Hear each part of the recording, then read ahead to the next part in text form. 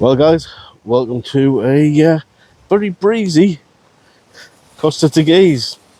Now, I know it's called Breezy Teguise, but it's been quite ridiculous over the last week or so, and it's going to get windier this afternoon, apparently.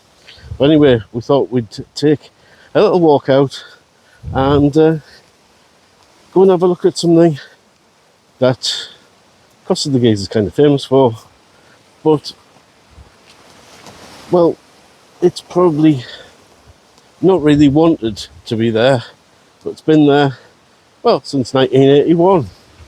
So come with us and I'll show you what we're going to have a look at.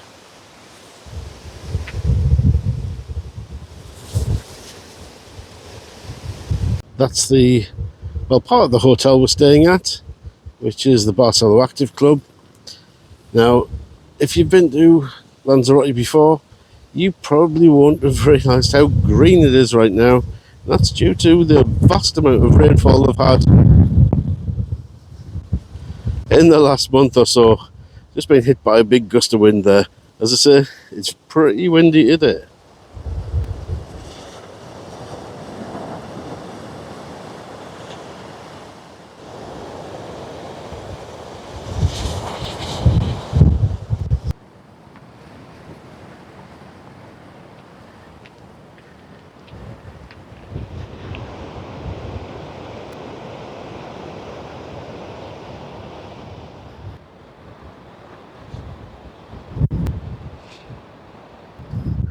So I will put the name of the village we're currently walking through on screen because I've forgotten what it's called. However, we are about to pass one of the best restaurants, well, according to Mrs. Out and About with Andy, that do the best garlic prawns ever.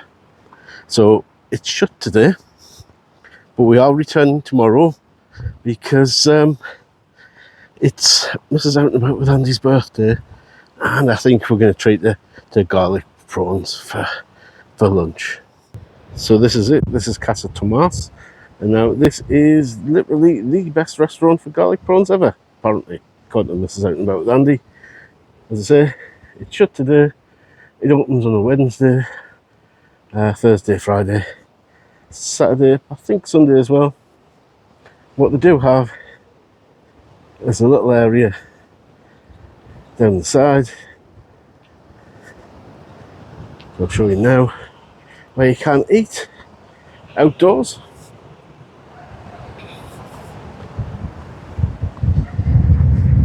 So you could have that as a view, obviously on a less windy day than today. And last time we were here, we just sat with a stool either side of one of these barrels, enjoying a few nibbles, a drink, and just watching the world go by.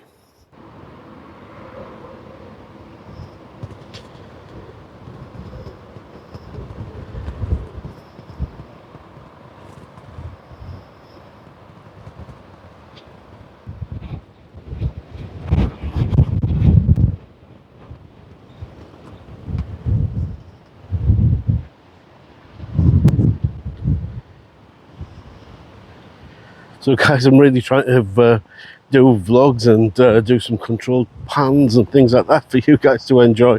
I've really been battered by this wind. It's currently about 25-30 miles an hour, and is going to increase this afternoon to 40 miles per hour. So yeah, not ideal to be out and about. So we've got a nice little spot here for your motorhome if you're touring the island. I mean, you do have a fantastic view of the Desalination Plant, which possibly isn't the most picturesque of things to look at. But if you look in the other direction, you've got a lovely view out to sea.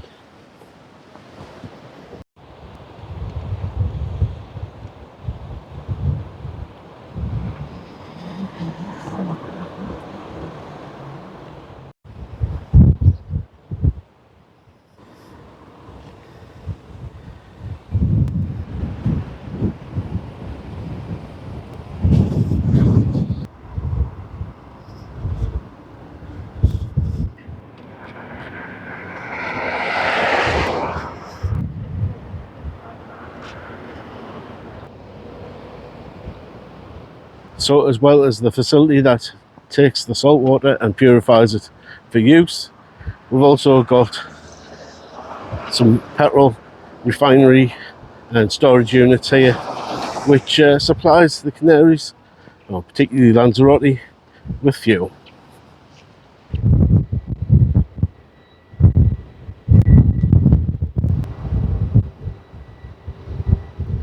So guys, this is what I brought you to see, the wreck of the Telamon, the ship that ran aground here back in 1981 whilst carrying some cargo from the Ivory Coast. I think back to Greece. It sprung a leak. They wouldn't let it dock in Arrecife in case it sunk and blocked the port. So literally the captain had to kind of reverse it in here as close as he could to the shore till it ran aground. All the crew got off safely and the cargo was actually extracted from the ship. Unfortunately, the ship has broken in half since the original grounding, and there have been loads and loads of schemes over the years to remove the actual wreck of the ship, but for some reason it's never happened, and it's kind of become a little bit of a tourist attraction.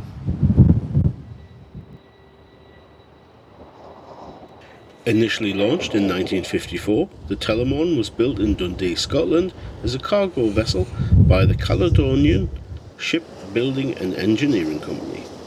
Launched as a Temple Hall, it was put into service and then sold to a Greek shipping company in 1977. Under Greek ownership, it was renamed the Telamon. All was well until it went pear-shaped in 1981, and it's been here ever since.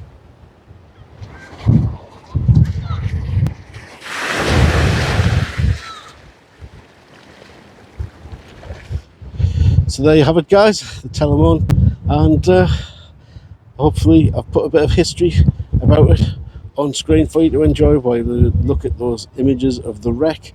Yeah, bit of a sad story, but nevertheless something interesting here in Lanzarote that isn't basically your usual touristy stuff. So guys, just one more thing to do and we're done. Catch me in the next video please, and thanks for watching. Don't forget, give it a thumbs up, and I'll see you next time. Bye for now.